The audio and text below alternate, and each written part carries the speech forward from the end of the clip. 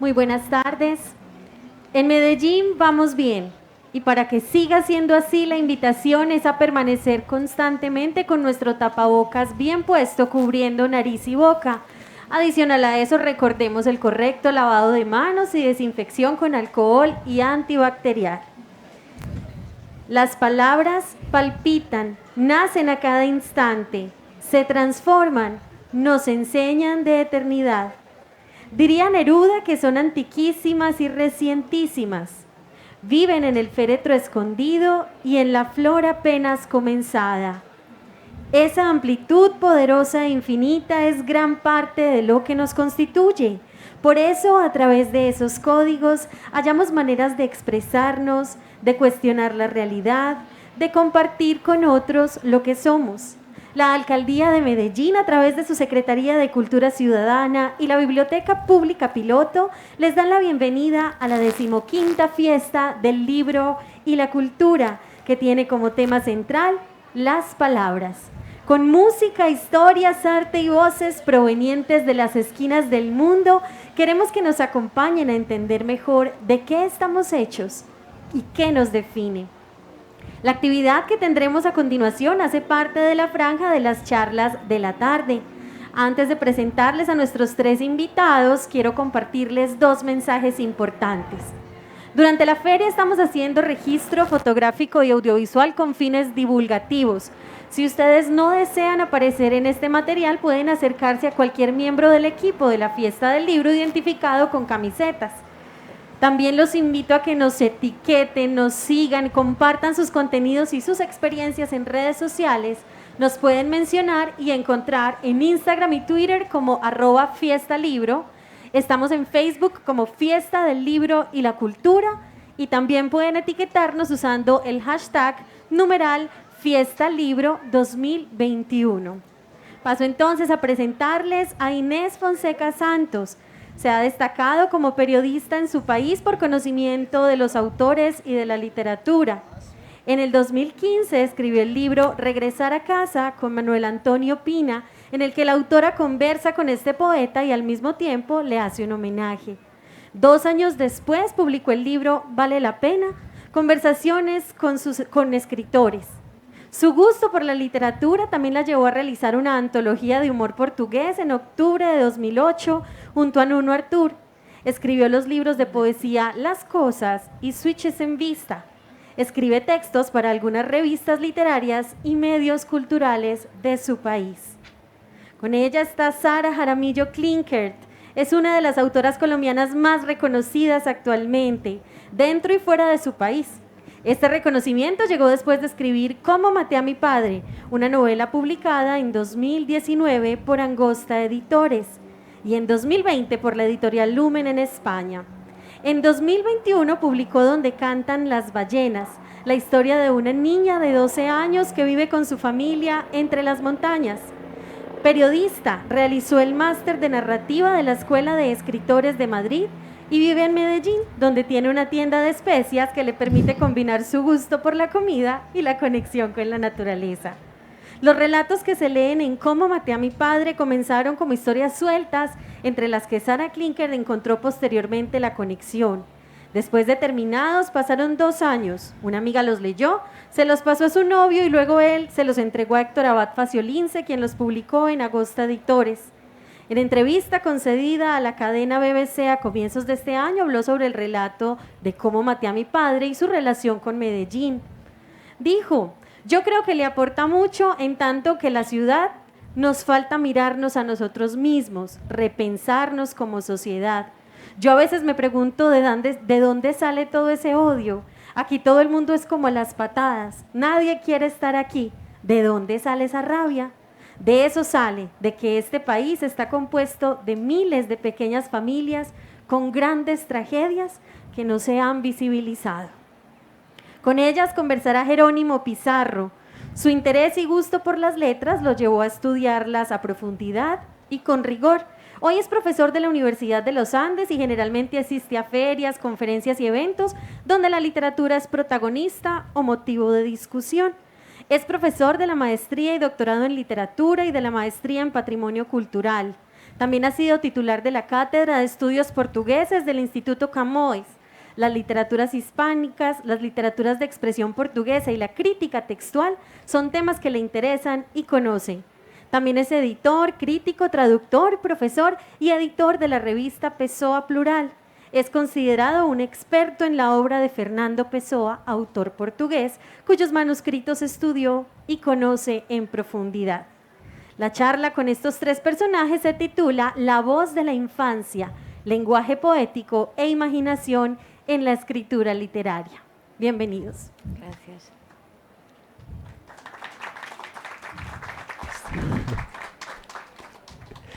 Bueno, realmente es una alegría enorme estar aquí, estar en Medellín, estar en esta fiesta y celebro muchísimo que Medellín pueda volver a tener este espacio y es una alegría estar con dos autoras que he leído con un interés enorme y que además Medellín me haya ayudado a conocer la obra de Sara Jaramillo Klinkert.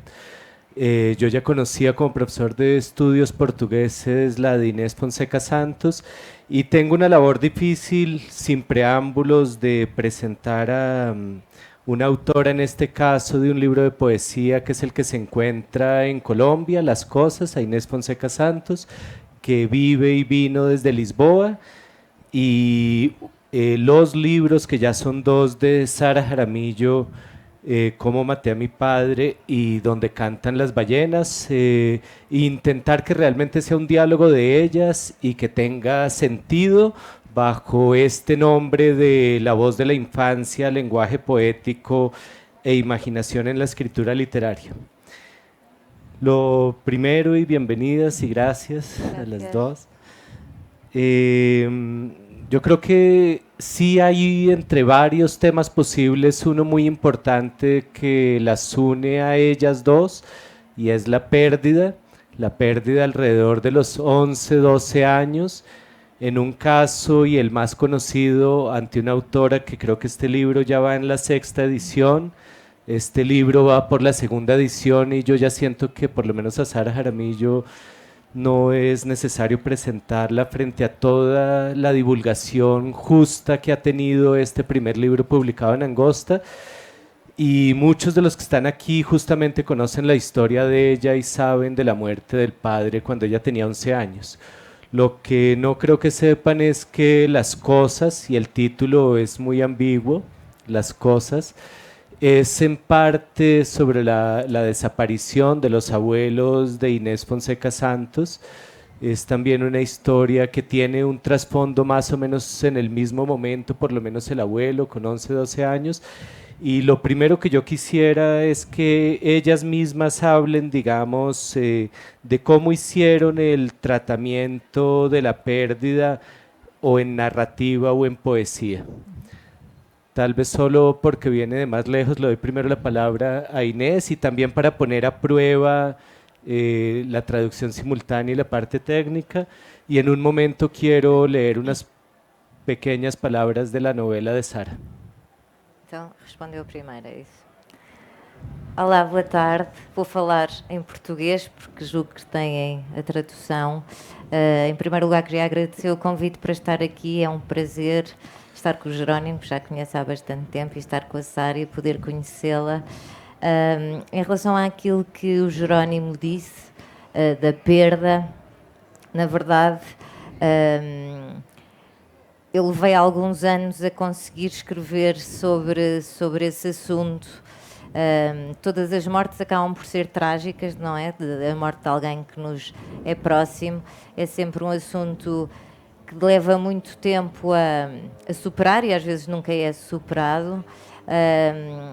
E o que aconteceu quando escrevi este livro, que é o meu primeiro livro de poesia, foi que eu tentei transformar em palavras não é só um incómodo, não é? É uma espécie de ruptura fundamental com aquilo que me formou. Eu tive uma infância bastante feliz,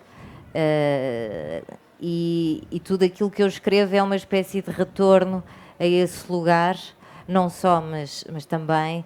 E a perda do meu avô representou a quebra definitiva com esse lugar da infância, que depois muitos escritores, e eu li sobre vários escritores que mitificam a infância e que a associam a esse paraíso perdido. E a infância é de facto aquilo que é mais próximo daquilo que pode ser uma ideia de paraíso. E então neste livro eu acabo por fazer um luto, que foi um luto muito prolongado. Eu perdi o meu avô com 12 anos, depois a minha avó morreu quando eu tinha 29 anos e depois, passado 3 anos, escrevi o livro porque tive de fechar, quando a minha avó morreu, tive que fechar uma casa, tive que me separar de alguns objetos que toda a minha vida estiveram em determinados sítios e pertenceram a determinadas pessoas, e por isso é que o livro se chama As Coisas, porque nós deixarmos de ver determinadas coisas num lugar, perdemos a nossa geografia dos afetos, não é?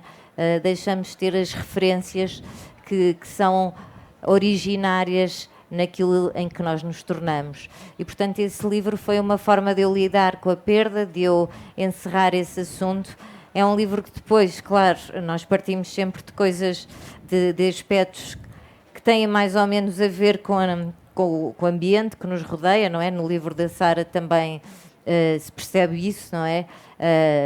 E vocês que vivem aqui em Medellín percebem isso melhor do que ninguém. Portanto, nós temos que lidar com as nossas circunstâncias e portanto, essa perda, essa forma de escrever sobre a perda é não só uma perda pessoal, mas é também uma tentativa de que depois aquilo tenha ressonância no outro, no leitor, em quem vai pegar no livro.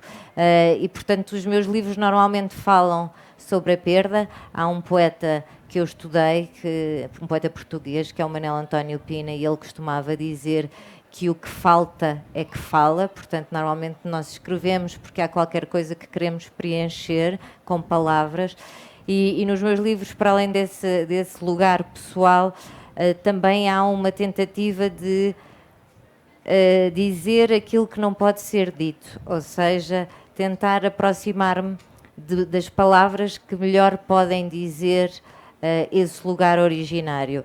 E essas palavras não existem, e por isso é que os escritores continuam a escrever e nunca deixam de escrever, estão sempre nessa tentativa de encontrar uma linguagem originária e o seu próprio ser inicial e puro. E esse livro tem muito a ver con esses dois lados.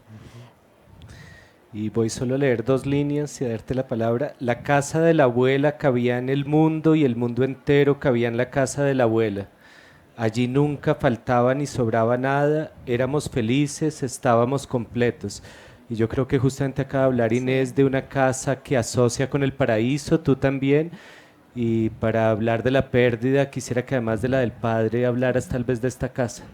Sí, es que algo que dijo Inés y que me resuena mucho es la idea de que en la infancia está como mitificada la infancia y la idea de felicidad en la infancia. Incluso en la Medellín de esa época, de los 90, donde era una ciudad tan violenta y donde de alguna manera había como cierto contacto con la muerte, las familias sí trataban de mantener a los niños un poco al margen, con lo cual yo cuando veía noticias en esa época, pues pensaba que esas cosas terribles que pasaban en otras casas y en otras familias, que eso no iba a pasar nunca en la mía. Y de repente esa pérdida me pone de frente con la muerte y me hace pensar en la muerte de una manera muy distinta. Además, porque a mí a esa edad, a mí ni siquiera se me habían muerto mis abuelos, a mí no se me había muerto nadie hasta que se murió el papá. Con lo cual la idea de la muerte cuando uno tiene 11 años, pues eso no se le pasa a uno por la mente, uno no cree que se va a morir, uno cree que se mueren por allá los viejitos o esa otra gente que aparece en la televisión, pero a uno eso no le pasa para nada. Y en el caso de mi abuela, pues yo como buena paisa vengo de una familia súper grande, mi abuela tenía 9 hijos, con lo cual pues esto era un combo inmenso de tíos, de primos, y en esa casa era donde confluíamos todos los martes era sagrado que íbamos a comer a esa casa, a almorzar, y allí nos encontrábamos. Y el suceso donde yo recibí la noticia de la muerte de mi padre fue en esa casa, y esa casa fue súper importante para mí porque pues como yo vivía en la finca, esa era como mi casa en Medellín, como era como el escampadero en Medellín, como éramos tantos, y entonces mi mamá mientras recogía el último de la última clase, yo siempre me quedaba en casa de la abuela. Y fue una casa que tengo asociada a una idea de felicidad y de unión familiar muy bonita, pero al mismo tiempo también la tengo asociada a esa mala noticia que recibí allí y a la tragedia pues que sobrevino después. Y tú también tuviste que en algún momento, como todos los otros de la familia, que salir de esa casa, que sacar Sí. las cosas de esa casa como Sí. Inés Sí. y Sí, que verla como un cascarón vacío. sí, y bueno, pero eso ocurrió, ya fue como en la finca, el día en que, pues en que definitivamente teníamos que salir de la finca. Nosotros después de que el papá murió, recuerdo que todo el mundo le decía a mi mamá, ay, pero usted cómo se va a quedar ahí sola en una finca, viuda con 5 hijos, como subestimando un poco esa fortaleza de ella. Ella decía, pues cómo me voy a quedar, pues quedándome, y quién va a aspirar la piscina, y quién va a manejar las cosas de la casa, y mi mamá, pues yo, y en efecto ya se volvió como la mamá y el papá de esa casa, y seguimos viviendo allí, contrario a todos los pronósticos que decían, pues que era inviable estar allí ella sola con 5 niños. Seguimos viviendo allí hasta que llegó el momento en que, en efecto, lo que tú mencionas, tuvimos que salir de esa casa, ya estábamos grandes, ya había pasado muchas cosas con mi hermano Pablo, ya no nos soportaba. En el libro lo digo textual. Vivimos en esa casa 10 años hasta que dejamos de soportarnos. Esa es la frase que utilicé. Y para mí, yo tengo catalogado ese momento como uno de los momentos más tristes de la vida, porque es que no era salir de una casa, era salir, que también lo digo en el libro, de 28 años de recuerdos. Ahí habían pasado muchas cosas, buenas, regulares y malas, pero habían pasado allí. Y fue súper triste y fue súper doloroso la pérdida de esa casa y la de la abuela también, que hoy en día es un restaurante donde queda Crepes and Waffles de la 10 con la 36. Esa era la casa de mi abuela, y yo cada que paso por ahí soy como, ay no, qué impresión ver allí un restaurante. Y una pregunta rápida antes de pasar a Inés. Has dicho el papá 2 veces, pero quedó el padre. Esa Sí. fue... Es que, mira, yo antes de escribir el libro, a mí me costaba decir la palabra papá. Yo me he reconciliado con esa palabra después de publicado el libro, pero yo durante esos 30 años, desde la muerte de él hasta que escribí el libro, sentía una relación como muy fría entre ambos, como que el tiempo había puesto mucha distancia entre los dos, y papá era una palabra que era demasiado tierna y demasiado cercana, y yo lo tenía a él ausente hace mucho en mi vida. Pero sí he notado, porque ya también me lo habían dicho, desde que publiqué el libro, he vuelto a usar esa palabra, y bueno, me parece precioso. No, y yo me imagino que en Medellín hubiera podido quedar papá, de pronto en España el padre, hubiera Sí. podido suceder el cambio. Sucedió con otra novela que conozco. Y esa casa yo creo que hubiera podido ser una recuperación de imágenes poéticas. Voy justamente a pedirle a Inés que lea un poema para que la conozcan a ella como poeta, que se llama Las cosas en imágenes, y yo después lo leo. Então leio em português. As coisas em imagens. Cortam-me o cabelo à tigela, sentam-me no banco do jardim sem flores, só cabos que ligam máquinas como órgãos, o coração aos pulmões, o estômago ao útero. Devia ter escrito, entre as coisas em palavras e as coisas em imagens, há uma distância longa como um túnel em forma de cone. No vértice, eu, despida do teu nome, coisas, palavras, imagens. O vento incomoda as árvores enquanto procuro o caminho de casa. Bueno, y solo porque no sé si ante un poema la traductora tuvo la rapidez, seguramente sí de traducir, pero y por recuperar al traductor tal vez del libro, que es Pedro Rapoula, lo leo rápidamente en español. Las cosas en imágenes.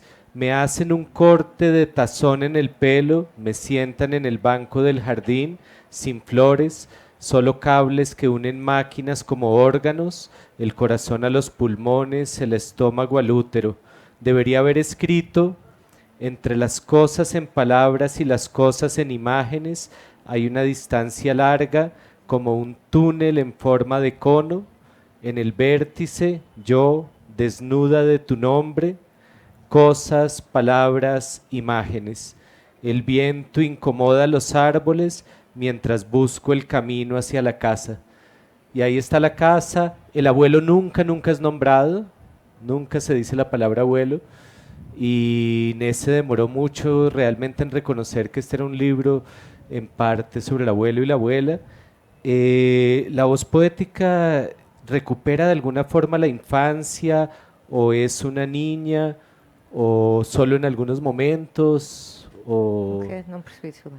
¿es una crianza? ¿Es una niña? ¿O no es una niña a veces la que está hablando? Aí? Sí.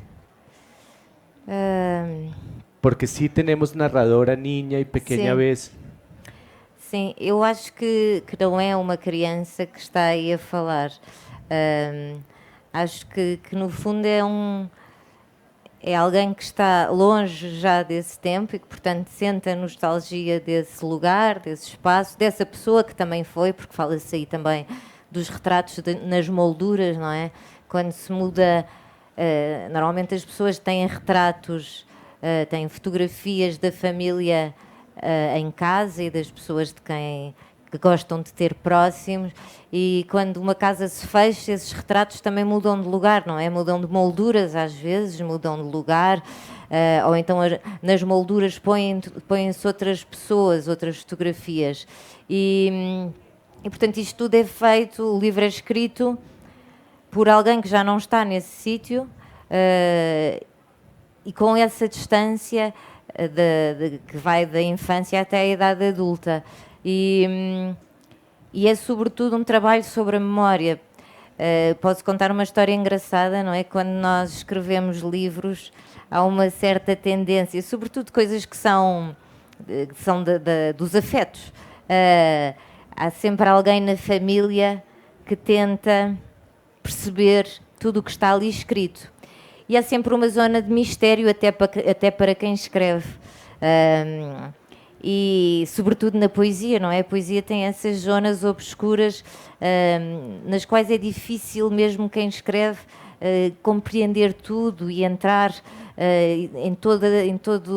numa espécie de lógica. Não há uma lógica absoluta, não é? A poesia é precisamente uma coisa que vai contra a gramática.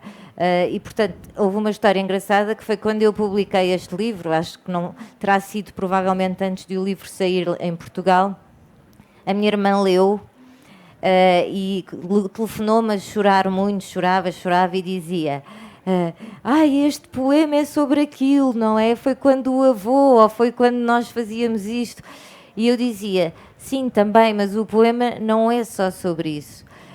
E, portanto, não é uma colagem à realidade, é um trabalho sobre a memória e sobre esses vestígios com que nós ficamos para depois podermos reconstruir uma história, para podermos reconstruir-nos a nós próprios, e o que está no livro é essa tentativa. Para além disso, a memória é sempre contaminada pela imaginação, não é? Nós às tantas não sabemos se histórias que nós recordamos são de facto recordações nossas ou se foram coisas que nos foram contadas.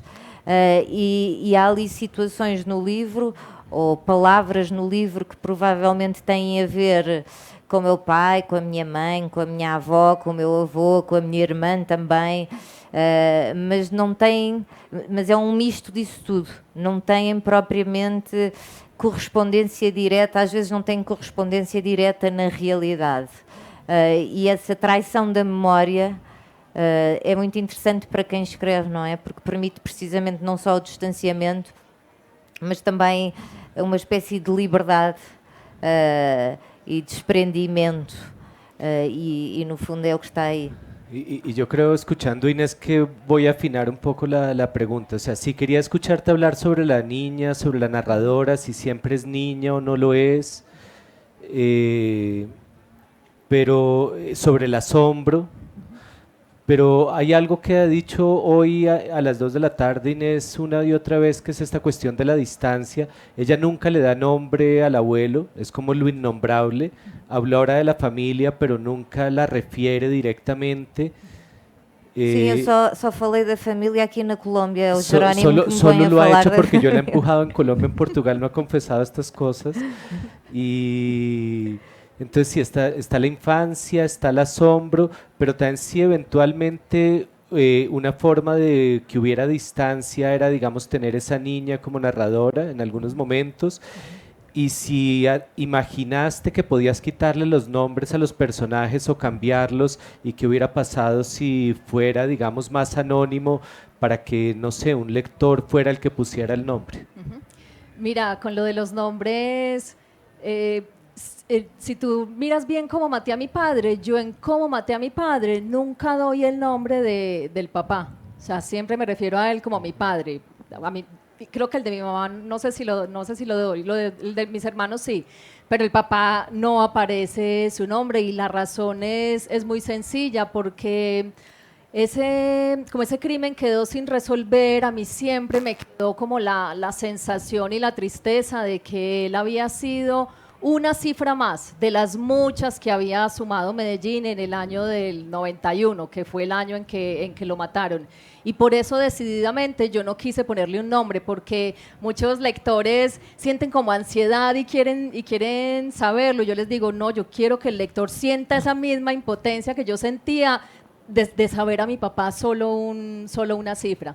Entonces eso fue premeditado.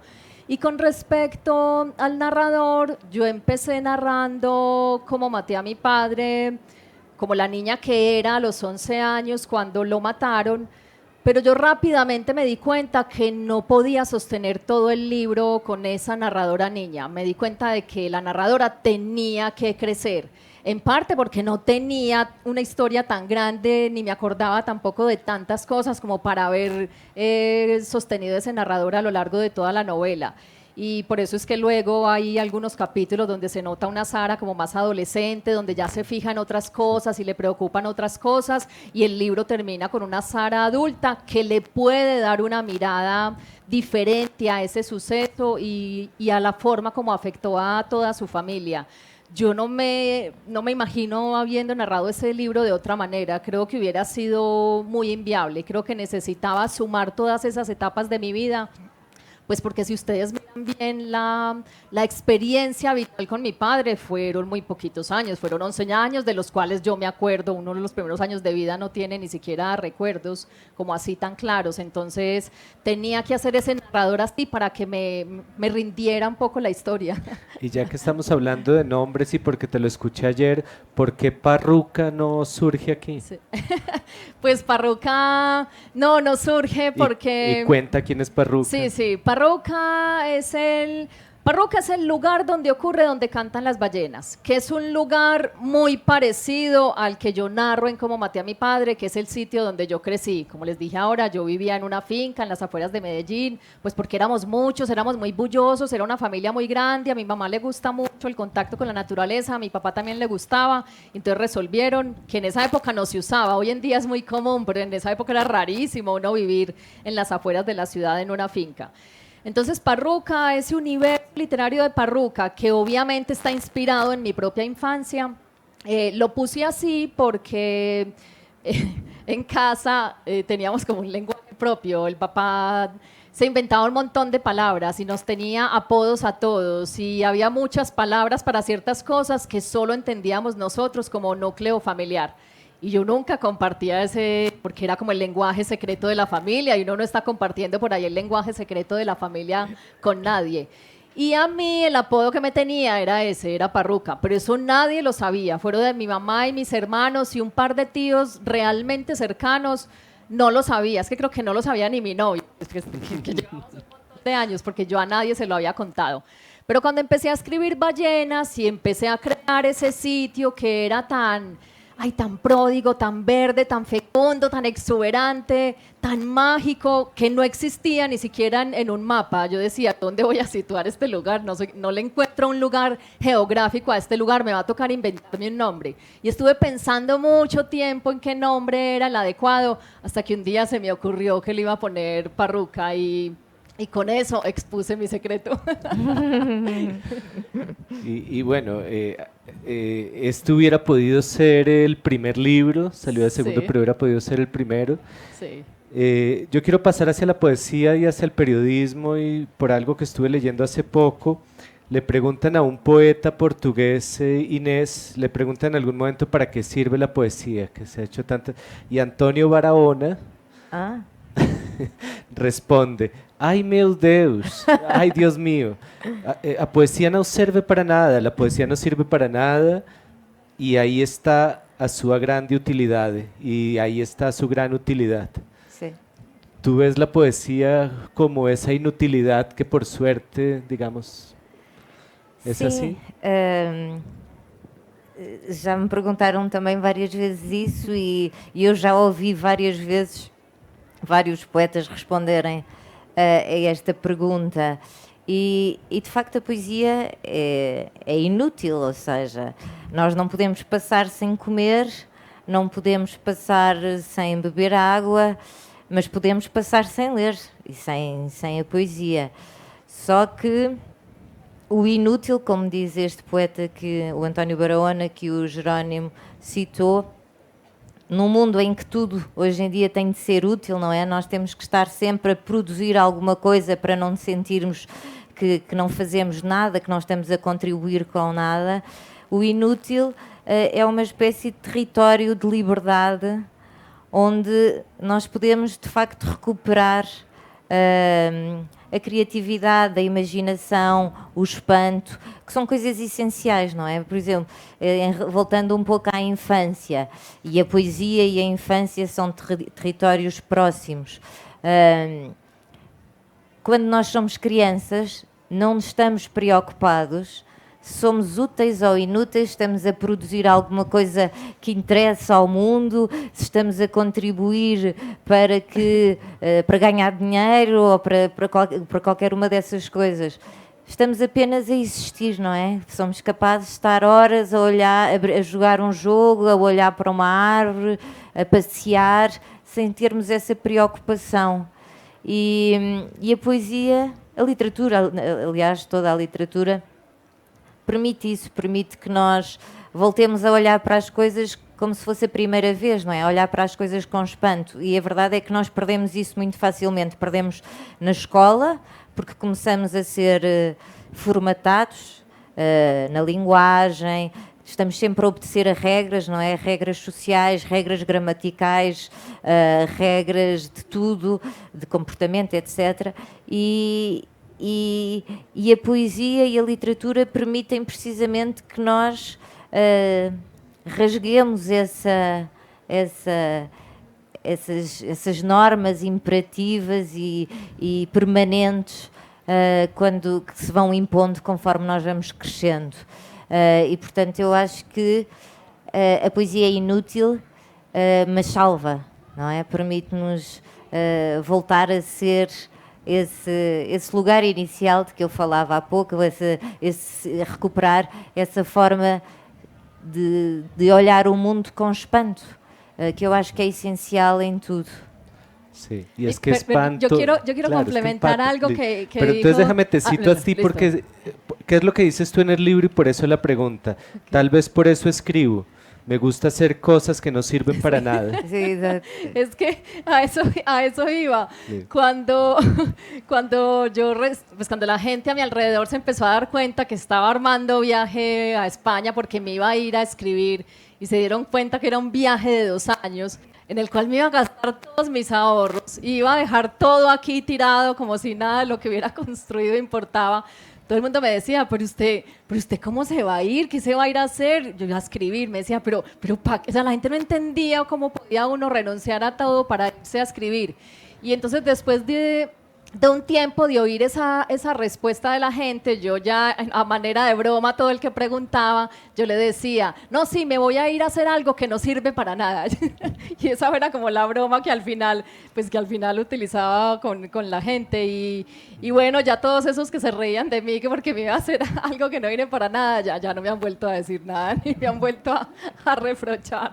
Y está toda la cuestión del asombro, porque yo escuchaba a Inés y me acordaba, digamos, cuando tú cuentas de las hormigas arrieras, Sí. de lo que hacías en la finca, y sí, existías. Sí. Sí, sí, es que mira, la voz, y yo creo que esa es una de las razones por las que empecé como maté a mi padre con esa voz infantil, y principalmente porque esta sí fue ya una decisión premeditada, es la razón por la cual Donde cantan las ballenas está narrada desde la mirada de una niña. Y la razón es esa, yo me acordaba súper bien de mi infancia, yo tengo mi infancia grabada. Tal vez por el hecho de que hubiese sido tan atípica en aquella finca, sometida a tanta vegetación, a tantos animales, con una familia tan exótica.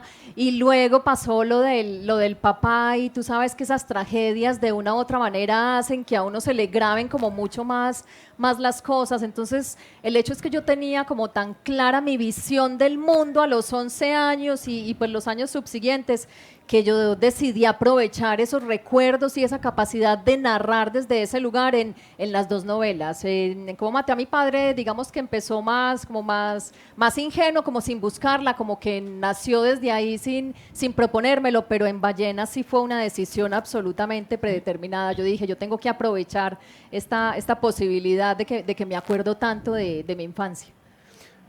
Bueno, y yo quería pasar hacia el periodismo, por lo menos lo había como propuesto, estaba confirmando el tiempo, ojalá no me quede corto. Vamos hasta las 6:15 y voy a correr al máximo para escucharlas y seguir conversando, porque las dos son periodistas o lo fueron, han estado en diferentes campos del periodismo y en programas culturales. Y ¿qué le debe, digamos, no sé si directamente estos libros o otros, pero qué le deben al periodismo en la obra más literaria O que é que a obra literária deve ao o jornalismo? jornalismo?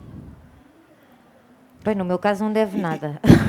Ni siquiera tal vez en la parte infantil o hablando de otras facetas tuyas. Sim. Bem, eu na verdade escrevo, passo a minha vida basicamente é ler e escrever, porque tenho um programa na televisão de entrevistas a escritores e, portanto, passo a vida a ler os livros dos escritores que entrevisto e depois sou freelancer, ou seja, acumulo muitos trabalhos e a maior parte deles é escrever. Consiste em escrever. Escrevo teatro para crianças, escrevo coisas sobre de comunicação, que mais, sei lá, já perdi a conta das coisas todas que faço, mas basicamente é essencial, basicamente é escrever e ler.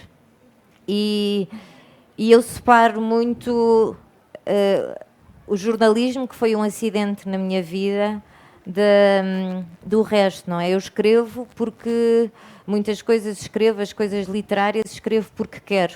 É claro que há obras de encomenda, mas são sempre, eu aceito as obras de encomenda se são coisas que eu realmente quero fazer, porque lá está, em Portugal, e acho que também na Colômbia, nós não ganhamos a vida com os livros. Não é suficiente aquilo que se ganha, sobretudo eu que escrevo poesia, não é suficiente o que se ganha para sustentar uma família, uma casa, etc. E portanto, como dizia o Manel António Pina, que também era jornalista e poeta e autor de literatura infantil-juvenil, ele dizia: a poesia serve-me para salvar a vida, o jornalismo para pagá-la. E no meu caso foi o que aconteceu. Eu tirei o curso de Direito, odiei o curso, e quando cheguei ao fim pensei que tinha de fugir dali. Então fui fazer um mestrado em literatura portuguesa, portanto fui da faculdade em Lisboa, estas duas faculdades, a de Direito e a de Letras, estão frente a frente. Eu atravessei a estrada, fui fazer um mestrado em literatura portuguesa e finalmente estava feliz porque era obrigada a ler tinha de ler, não é? Era, aquilo que eu fazia era estar sempre a ler e a escrever ensaios sobre os poetas e os escritores que ia lendo. E nessa altura surgiu a oportunidade de eu ir trabalhar para a televisão, para programas de divulgação cultural na televisão, e como foi um acaso tão grande, eu nunca fiz nada para que aquilo acontecesse, aquilo aconteceu, eu resolvi... Está tudo bem? Tá? Eu resolvi separar as duas coisas. Portanto, eu acho que, apesar de já ter escrito livros que têm um bocado do lado que existe em mim de jornalista, por exemplo, aquele que foi citado, Vale a Pena, Conversas com Escritores, eu tenho de facto que entrevistar os escritores e tal. A verdade é que a literatura infantil-juvenil e a poesia são territórios onde nunca entra o jornalismo. Nunca é um relato de factos, nunca é nada que se pareça com isso. Bueno, y las dos pasaron por televisión. Sara, abandonaste un cierto periodismo, pero ¿qué le debes al periodismo? Ay, yo le debo mucho. Lo primero que le debo es que me hizo darme cuenta de que tener que narrar el día a día y la realidad, porque yo trabajaba en un noticiero, me limitaba mucho. Y entonces me hizo darme cuenta de que yo lo que quería era inventarme cosas, que no quería era narrar lo del día a día. Y de verdad llegó a ser muy frustrante, pues porque allá sí es súper estricto, tiene que ser el nombre que es, uno no se puede inventar nada. Y a mí eso me entristecía un montón. Y otra cosa que le debo al periodismo es que, sobre todo yo que trabajé en noticias, pues cuando uno trabaja en noticias, más pues en un noticiero de televisión nacional, resulta que uno para hacer una nota que está al aire 30 segundos, uno se ha gastado todo un día haciendo entrevistas, hablando con gente, o sea, reúne demasiado material, pero te sientas a escribir la nota y resulta que hay que renunciar. Y yo digo, y siempre se lo digo mucho a mis alumnos, escribir es renunciar. Cuando uno quiere escribir, uno tiende a meter de todo y uno cree que mientras más empaquete, más llamativo le va a quedar el texto. Y no. Escribir es aprender a decidir qué hay que dejar por fuera y a poner foco en lo verdaderamente importante.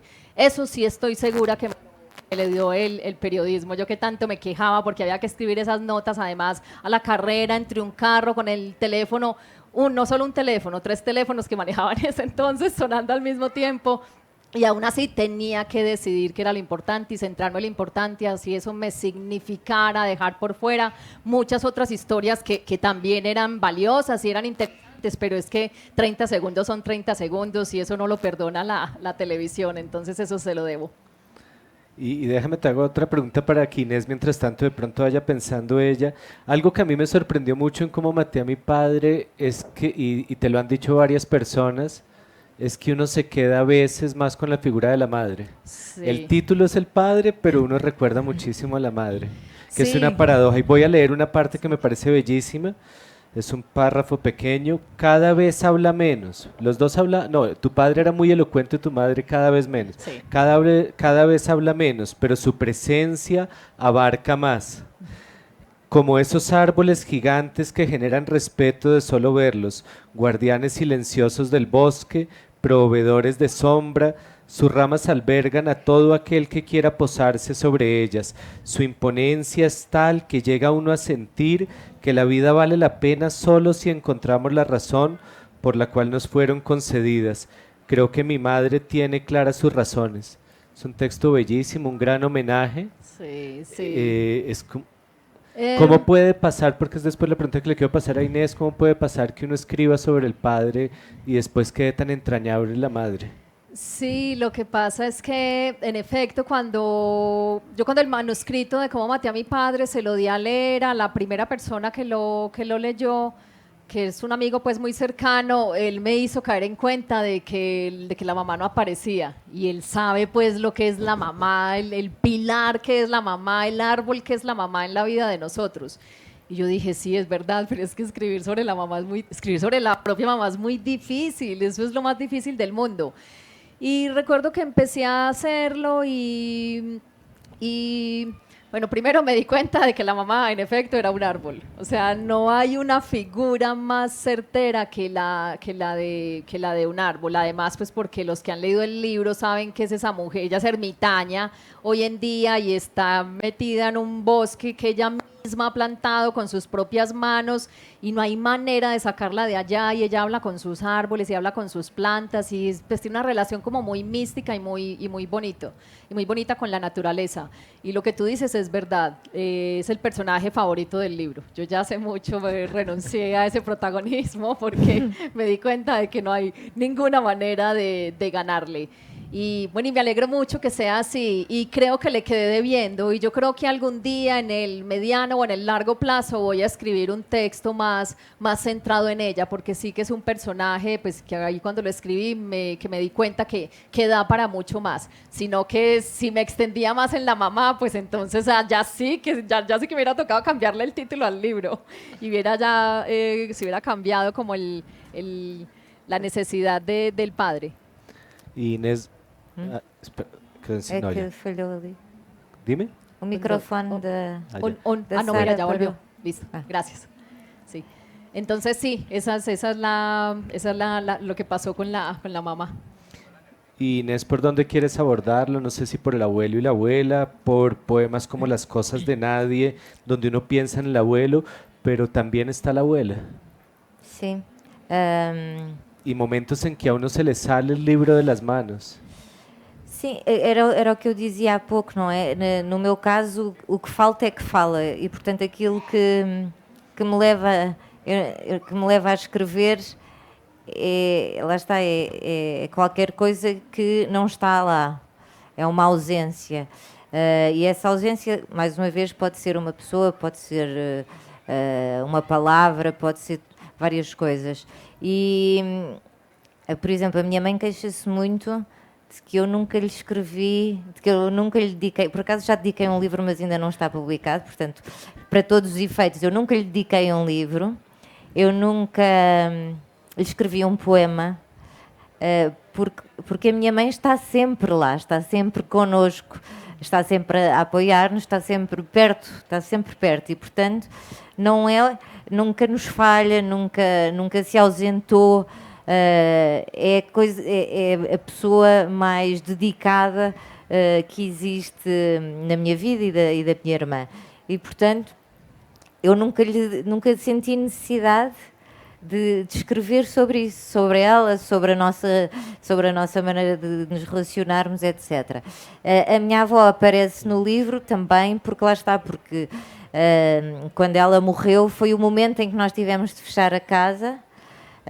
E tivemos a casa dos meus avós era a casa onde estavam as recordações todas de família, os papéis todos da família, a minha família de Angola, e depois quando foi a descolonização em Portugal, ou seja, quando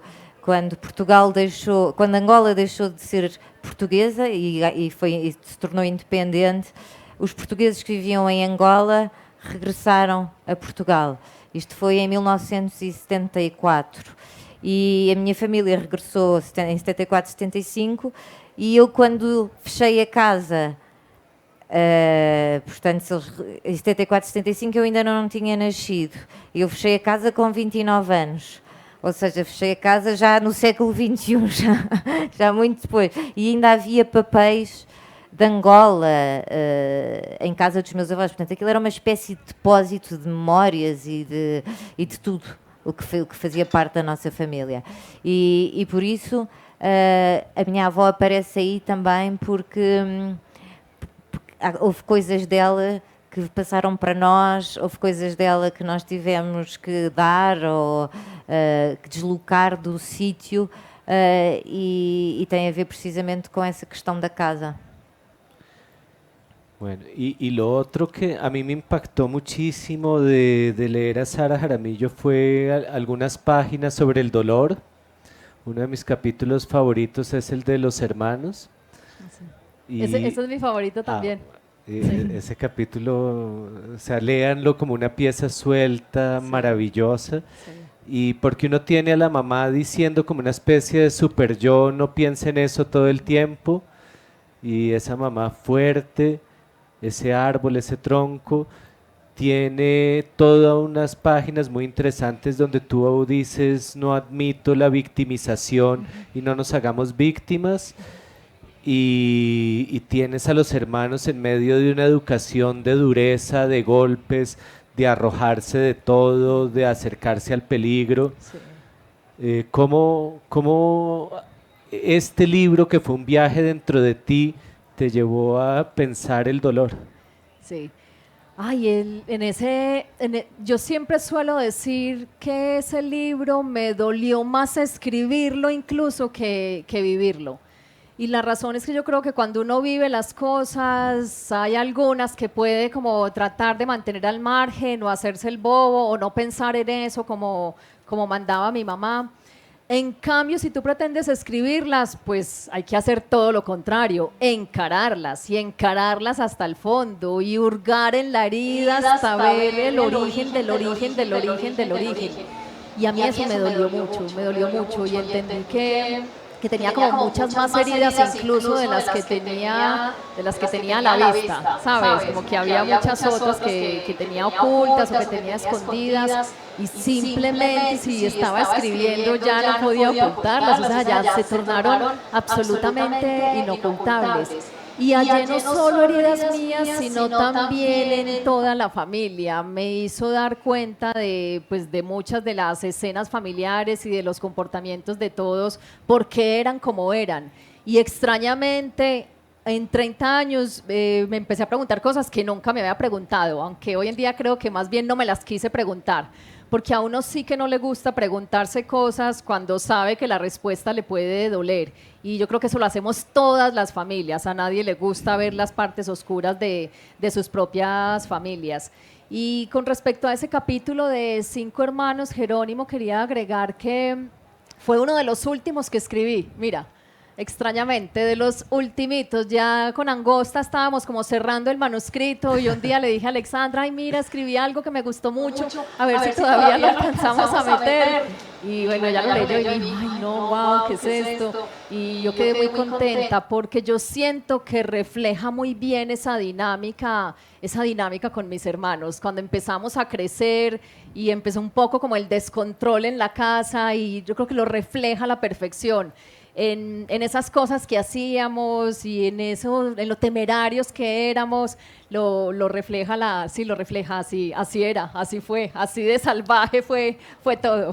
No, y qué bueno saber esa historia. Y en algún momento dices, para pasarte a ti, digamos, la palabra, y sé que demoraste 3 años tras la muerte de la abuela para escribir las cosas. Está claro la cuestión del dolor. Y en algún momento dice Sara, un viaje a bordo de uno mismo es el viaje más difícil de todos. Sí. ¿Cómo piensas un poco las cuestiones del dolor, del luto, del recuerdo frente a las cosas? Eu acho que, para além da terapia, de ir ao psiquiatra ou ao psicólogo, ou seja, até de falar com os amigos também são bons terapeutas, e às vezes a família, mas a família está sempre demasiado próxima de nós. Acho que a melhor forma de nos distanciarmos e de ganharmos uma espécie de resistência àquilo que nos acontece de triste ou de trágico, é também através da escrita. Por exemplo, este livro da Sara é um bom exemplo disso. Os livros do Manuel Vilas são bons exemplos disso. Sendo que há coisas que nós, como não são, por exemplo, na poesia, como não são coisas totalmente autobiográficas, não é? Há coisas que ficam sempre. Por exemplo, há bocado a Sara disse que tinha tido, não tem assim tantas recordações do pai, porque dos primeiros anos de vida nós não nos lembramos, e depois o pai morreu quando ela tinha 11 anos. O meu avô morreu quando eu tinha 12 anos. E quando eu ouvi a Sara dizer isto, eu senti uma dor enorme. Isto é o que mais me dói. É nós sermos privados de estar com pessoas que amamos em absoluto e que são essenciais para nós e de repente percebermos que já vivemos mais anos do que aqueles que tivemos com eles. Isso é uma coisa que eu acho que nunca vou ultrapassar por muitos livros que escreva sobre a perda, por muitos livros que leia, e acho que não há forma de transpor isso, de tirar isso de dentro de nós. Mas sim, a escrita pode ajudar a lidar, a fazer lutos e, sobretudo, a partilhá-los, não é? Porque escrever poesia também, partilharmos-nos e partilhar coisas que são essenciais a todos, partilharmos com o outro e estendermos a mão ao outro. Toda a literatura, eu digo a poesia, mas toda a literatura é esse exercício de chegar ao outro e é um exercício de empatia. E, portanto, a dor acaba por ser partilhada, não é? Por exemplo, também eu li uma entrevista da Sara em que ela disse que de repente se começou a falar na família deste assunto com maior naturalidade e que os teus próprios irmãos de repente recuperaram algumas coisas do pai, conheceram melhor o pai a partir do livro porque não tinham vivido tantos anos com o pai da Sara. E isso, no entanto, não diminui a dor, mas a dor sendo partilhada e abrindo, abre-se uma espécie de porta em que as pessoas começam a falar, e isso é um alívio, de certa maneira. Afinal, a literatura y a poesía son úteis. Claro, y es que ahí tocas algo muy importante. Hablaste de empatía, de llegar al otro, de hacerlo también por causa del dolor. Y una de las cosas que a mí me sorprendió hablando con Sara es que dice que escribió este libro, el que salió de primero, Como maté a mi padre, para ella misma. Y además ella tiene una madre muy misántropa. Dice en algún momento, voy a leer, llegué a sentirme más cómoda con los animales que con la gente. Sí. Hasta el día de hoy no ha cambiado mucho las cosas. Y más adelante, los mejores consejos, además de las plantas, nos los dieron siempre el sol, el agua y la literatura. Sí, sí. Yo les voy a confesar que yo siempre soñaba con ser como la mamá. Yo decía, yo algún día voy a ser así de ermitaña. Pero luego nos agarró la pandemia y tuve que aislarme y después dije, ay, no, mentiras, tal vez no quiero ser ermitaña. Y una ex periodista. Sí, es una vida que me parece muy bonita, más en el imaginario que en la práctica. Bueno, no sé si cuando tenga la edad de ella estaré preparada para dar ese paso, pero por lo menos, por ejemplo, yo hoy estoy aquí viendo gente, estoy feliz, y cuando me propusieron en la fiesta del libro si estaba dispuesta a hacerlo presencial, porque estaban como sondeando a ver qué tanto se lanzaban a hacerlo, yo creo que fui la primera que dije que sí. Pero en todo caso dices que los mejores consejos los da el sol, el agua, sí, y la literatura. ¿Cuáles son esos consejos? No, ay no, esos consejos cada uno tiene que buscarlos. Lo que sí quiero decir es que a mí no hay nada que me guste más en la vida que estar asoleándome frente al mar o frente a una piscina. A mí me gusta mucho el agua, mucho, y me gusta mucho nadar. Y para mí estarme asoleando y leyendo frente a la piscina, por ejemplo, frente al mar, no hay nada que me guste más en la vida que eso. Y es una actividad que he hecho de manera recurrente durante toda mi vida y que la he hecho mucho con la mamá. Y mira que es una actividad muy bonita porque implica estar juntas, pero es que ni siquiera nos hablamos porque cada una está en su libro. Es estar juntas, pero no estar juntas, es compartir muchas cosas en silencio, y esa idea me gusta mucho. Y perdón porque una cosa me lleva a otra y quiero pasar a Inés y algo diferente, pero ya que dijiste eso, ¿cómo leyó tu mamá, tu madre este libro? Ay, para la mamá fue súper duro leer ese libro. De hecho, ya se demoró mucho en leerlo. Lo lanzamos, ella nos acompañó en el lanzamiento, pasaban los meses y ella no era capaz de abordarlo. Yo iba a la finca y veía que lo tenía ahí en el nochero intocado, o sea, claramente se veía que no lo había abierto. Y al final tuvo que abordarlo más por presión, porque todas sus amigas la llamaban muy emocionadas, ay, mira, he leído el libro, y todas le querían dar su opinión y querían saber ella qué opinaba, y ella no había leído el libro y le daba pena decir que no había leído el libro, y esa es la razón por la que un día dijo, bueno, a mí me toca salir de esto. Fue como lo que ella pensó, salgamos de esto. Y se encerró un fin de semana, lo leyó, lo lloró impresionante y yo al final creo que le pasó lo mismo que a mí, así como yo lo lloré tanto escribiendo, pero luego he sentido que me empoderó y que de alguna manera me liberó como de ciertos demonios y de ciertos fantasmas. Yo creo que a ella le pasó lo mismo en esa fase de lectura, al igual que yo cuando lo estaba escribiendo, la hizo entristecer mucho y preguntarse muchas cosas y cuestionarse muchas cosas, pero ya después ya como que la sanó a través de la lectura y ya hoy en día lo lee y habla de él con mucho cariño y con mucho orgullo y ha sido la más feliz del mundo con todo lo que ha pasado con el libro, sí.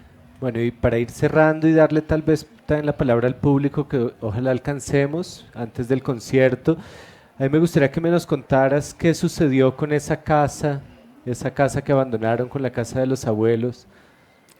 Não foi abandonada, na verdade. A casa já não é nossa, deixou de ser da família.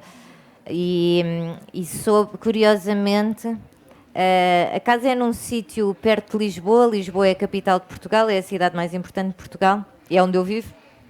E essa casa é nos arredores de Lisboa, é perto de Lisboa, é 15 minutos do centro de Lisboa. E a minha mãe ainda vive nesse sítio, portanto, não é uma cidade, é uma vila, vive nessa vila. E, portanto, às vezes eu ouço sei o que se passa lá. Às vezes vou lá, vou ver o prédio onde estava essa casa dos meus avós, e sei mais ou menos o que se passa lá. E curiosamente há dias soube que a casa por cima, o andar por cima aquilo era um 6º andar. Eu até tenho um livro para crianças que está quase a ser publicado, que se chama Torre P 6º B, porque é o nome do prédio e o número do andar, 6º B. Portanto, o 7º B, que é por cima do 6º B, está à venda. E há um amigo meu que vive ainda nesse prédio e que disse que as pessoas que vivem no 6º andar, que era a casa dos meus avós, estão sempre em festa, fazem grandes festas e incomodam os vizinhos todos. e aquele prédio era uma espécie de comunidade. Havia muitas crianças, nós brincávamos todos uns com os outros. E agora, pelos vistos, são os piores vizinhos do mundo. E pronto, mas a casa ainda existe dentro de mim, na minha memória e nos livros também. Y Sara, para terminar, tú hablas de las cosas hermosas y para pensar las cosas hermosas, porque también lo haces en este libro, hablas otra vez de tu madre y del bosque que ella hizo. ¿Por qué no hablas de esa historia que me parecería muy bonito para cerrar? Ese homenaje que le haces a tu madre recordando el bosque que construyó. Sí, no, pues es que hablando de historias hermosas, no sé si están oyendo toda esa cantidad de loras que hay por ahí, me tienen alucinada. La mamá, cuando tuvimos que entregar la casa esa en la que vivimos 28 años y donde habíamos sido pues tan felices dentro de todo, ella quería irse a vivir lo más lejos que pudiera, pues ella con su espíritu ermitaño, y ella no consiguió una finca ya hecha, sino que compró un terreno que había sido un potrero y eso no tenía ni un solo árbol. Y a ella se le metió que quería construir ahí la casa, y mi mamá ya iba llegando a los 70 años y todos le decíamos, pero ¿cómo se le ocurre que uno a los 70 años se va a poner a construir? Bueno, pues ella, ay, que es tan terca, se metió a construir, y entonces después se dio cuenta de que en efecto no había ningún árbol, que los tenía que sembrar todos, y entonces empezó a sembrar árboles, y después se dio cuenta de que había unos humedales ahí como muy putrefactos, y ella se puso a cavar y se dio cuenta de que de ahí salía agua, y entonces creó todo un sistema de lagos, y se dio cuenta de que en esos lagos no había piedras, y iba a la quebrada, llenaba el carro de piedras y las llevaba para los lagos, y construyó ahí un micromundo pero es que es una alucinación y entonces le pone bananos a los pájaros y hoy en día, por eso es que ese sonido me la evoca tanto a ella, porque hoy en día la cantidad de pájaros que van donde la mamá es una cosa absurda y en estos días pasó algo muy lindo porque salió al hospital, que es a las poquitas cosas que ella sale. Y cuando llegó de la clínica, pues después me lo contó, me dice, Sara, yo llegué ya tardecito, los pájaros esperan el banano como a las 6, que es esta hora en la que ya se van a ir a acostar a dormir. Me dice, Sara, yo llegué y los pájaros nadie les había puesto banano. Y se dieron cuenta de que yo llegué y había una algarabía impresionante, y había pájaros por todos lados esperando a que yo les pusiera el banano. Y entonces, bueno, esas son las cosas, Jerónimo, que me parecen hermosas y que me conmueven un montón de ella. Bueno, no, muchas gracias. Son 2 libros que estoy seguro que los conmoverían. Van a estar aquí las autoras más tiempo, nos quedan minutos. Yo seguiría conversando con ellas, pero prefiero, si hay preguntas, que las hagan quienes vinieron hoy a escuchar la charla y aprovechar los minutos finales para ver manos levantadas. Por favor. Hola. Hola. Sí se oye. Bueno, ¿sí hay sonido? Bueno, qué pena. Bueno, muchas gracias por esta charla. Me alegra mucho que alcancé a llegar con mi amiguita. Pensamos que no iba a estar súper lleno esto. Pues llegamos temprano. Bueno, la pregunta es que en el transcurso de la charla han mencionado ambas invitadas la importancia de las cosas que han tenido que dejar durante su vida, tanto materiales como espirituales. Pues a Inés no he tenido la oportunidad de leer su poesía, pero según entiendo dejó muchas cosas de su infancia. Quisiera saber, pues, como qué tan importante es desprenderse de eso material. Como dice un dicho popular, uno se muere y nada se lleva, pero queda como ese recuerdo, por ejemplo, en el caso de Sara, de ver los zapatos debajo de la cama. No sé, pues en el caso de Inés con su poesía, ¿qué tan importante puede ser guardar esas cosas o desprenderse y no guardarse nada para uno o para la familia? Muchas gracias. Quão importante é guardar ou não guardar certas coisas ou de que forma? As coisas materiais? Sim, sim. E não só, e espirituais. Bem, as espirituais é difícil deitá-las fora, não é? Vivem sempre connosco. Eu tenho uma relação um bocadinho difícil com as coisas materiais. Ou seja, eu sou uma espécie de acumuladora de memórias através das coisas materiais. Eu tenho grande dificuldade. Agora, como a casa dos meus avós já não existe, a minha casa tornou-se a garagem da família, o depósito onde vão parar todas as coisas. Portanto, eu tenho os álbuns da família fotográficos, tenho os cadernos da minha irmã quando ela andava na escola, tenho os meus. Portanto, eu guardo as coisas da família toda. Porque acho que às vezes há custa-me livrar-me das coisas, não só pelo valor sentimental que elas têm. Por exemplo, os anéis que eu uso normalmente, eu costumo andar sempre com muitos anéis, são todos, uns eram das minhas avós, de uma avó, outro de outra, outro foi a minha mãe que me deu em determinada altura. Portanto, as coisas materiais têm um lado afetivo que impede que eu me liberte delas com a naturalidade com que muita gente se liberta das coisas materiais.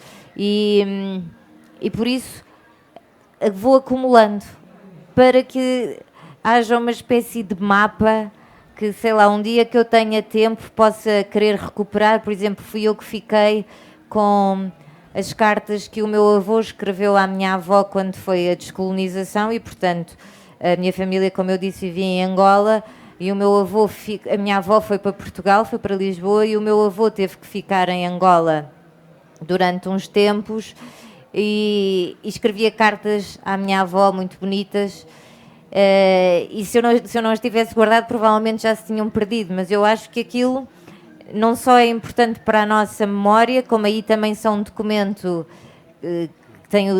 que é um documento histórico, porque retrata um período muito importante da história de Portugal, como talvez haja alguém um dia que pegue naquilo e queira ou escrever alguma coisa ou pensar, refletir sobre o que está ali. Portanto, eu tenho muitas dificuldades em libertar-me das coisas materiais porque acho que têm esse lado, a maior parte delas, esse lado afetivo.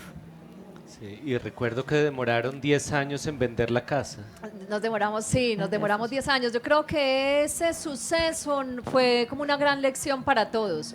Y hoy en día creo que es la lección más grande que nos ha dejado la mamá. La mamá cada vez se desprende de más cosas y cada vez se recoge incluso más físicamente y se desprende de más gente con la que ya no le interesa tener relación en su vida. Y es un desprendimiento detrás de otro desprendimiento y a mí eso me parece como muy sano. Lo de la casa es verdad que nos enseñó a todos que ya esa casa era inmensa y que ya cada uno tenía que llevarse lo mínimo necesario y que aún con lo mínimo necesario pudimos seguir viviendo y con esas cosas que se quedaron allí o que se perdieron, la vida también siguió. Yo creo que fue una gran lección y sí creo mucho en la necesidad del desprendimiento y de aligerarse. Eu também, mas sou incapaz. Não tenho essa capacidade. Otras preguntas, por favor. Sonido. Hola, buenas noches. Muchísimas gracias a las invitadas, Sara, Inés. Increíble escucharlas, es una experiencia maravillosa, es pasar las letras a la vida, a personas reales, es increíble. También pues felicitar a Jerónimo, este trabajo que hiciste al relacionar las dos obras, Sí. los puntos en los que de pronto una complementa a la otra, eso estuvo de verdad maravilloso. Tengo una pregunta para Sara, ¿por qué te refieres en tercera persona a la mamá y el papá? Ay, es muy curioso, Y, eso me lo y parece preguntan. portugués, porque sí, amai, upai. Mira, eso me lo preguntan mucho y me parece muy curioso. Es más, al principio yo no entendía por qué me lo preguntaban tanto, porque en mi casa ha sido la norma, todos nos referimos a la mamá como la mamá, con lo cual cuando me lo empezaron a preguntar yo dije, y es que no se le dice la mamá, entonces ¿cómo se le dice? Y en la edición española te lo mantuvieron. Sí, claro, es que sería muy injusto que me lo quitaran, porque de verdad para mí la mamá es la mamá, no es otra. Sí, es eso. Sí, es verdad. Bueno, anímense. Bueno, no, vamos para. Si es que el concierto está tocando las puertas. Nada, muchas gracias, Sara, Inés, a Gracias. todas, a todos, a la organización. Tengan una feliz noche y ojalá lean y busquen estos libros y muchos otros. Gracias. Así Gracias. será. Gracias. Muchas gracias. Gracias a ustedes por esas memorias, esos recuerdos compartidos a través de Espero que las esto se palabras firma esta aquí. noche. Gracias a ustedes por su presencia en este Keila. espacio. En unos minutos, en este mismo Y, espacio, tendremos la L, charla Territorios E, Femeninos. Somos huéspedes de un cuerpo Espérate, que entrego resiste. Sigan disfrutando de la programación de esta 15ª Sonido. fiesta del libro y la cultura. Feliz noche. Sonido.